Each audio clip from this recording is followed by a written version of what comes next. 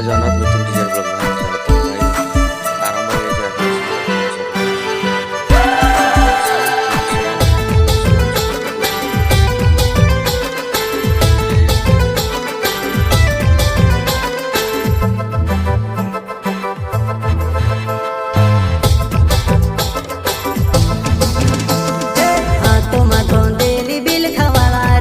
आदिवासी जंगल रखवाला रे।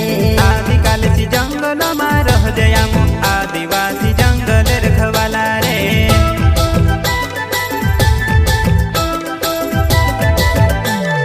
चल जंगल जमीन काज पूजे रे आदिवासी दुनिया ने रखवाला रे।